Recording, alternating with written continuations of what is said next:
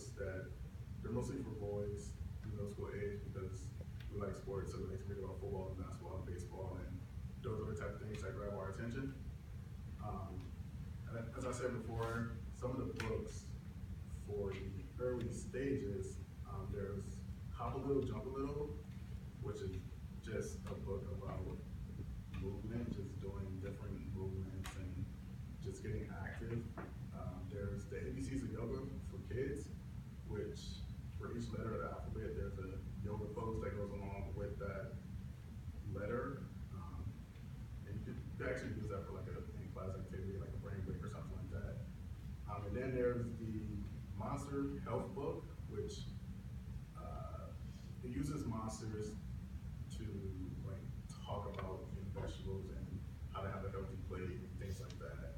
And then the last book for early stages that I use is the Busybody book, which is also about just moving, getting active, and playing and things like that. And then some books for the middle school ages, as I said, mostly about like athletes and things like that. There's an author, Matt Christopher, who writes a bunch of books about sports. He uses sports as the centerpiece to grab your attention. Just two that I want to mention really quickly are At the Plate with Ken Griffey Jr. This is basically about Ken Griffey Jr. and baseball because he was a baseball player. And then the second one is The Great Quarterback Switch, which is, if you know anything about football, quarterback is like the position to be. And he just uses sports and athletes to grab the attention of that audience and to get them engaged in reading. And then some notable authors that are really good for those age ranges. For the early age range, there's Lizzie Brockwell, who actually wrote the Busybody book. She writes a bunch of books about just getting the younger children active and getting them playing and how to incorporate different things to get your child moving. And like I said, Matt Christopher for the middle school ages, he just has so many books about sports that grab the attention of athletes as a whole. In the standard, the Ohio standard that covers all this in a roundabout way, because I'm physical education, so we don't really have standards about like reading and how that helps us, but standard 4 reads, a physically literate individual exhibits responsible personal and social behavior that respects self and others. So basically, how I incorporated this into my paper is, when you make consciously responsible decisions about being active and about eating healthy and about doing all the things that lead you to have a good life, yeah, that's basically how I tie that into that.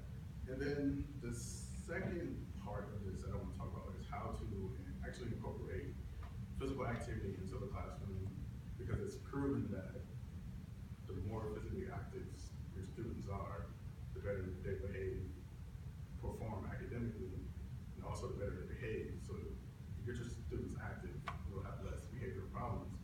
So there's things like I said, the ABCs of yoga. So there's actually a alphabet line. I don't really know what it's called, but I'm sure you all seen it. It's like some schools have it posted above the board. It has an alphabet. There's a yoga pose that goes with each alphabet letter. So that's cool.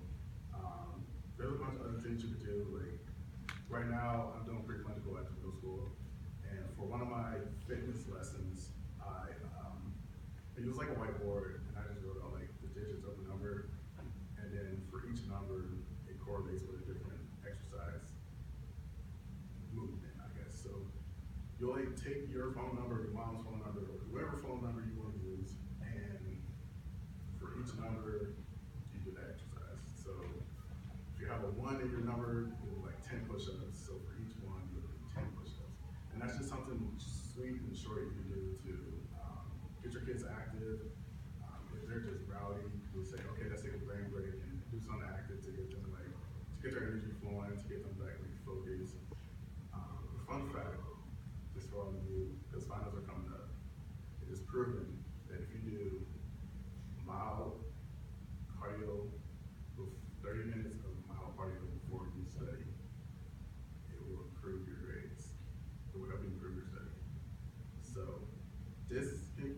my presentation. I hope you learned something.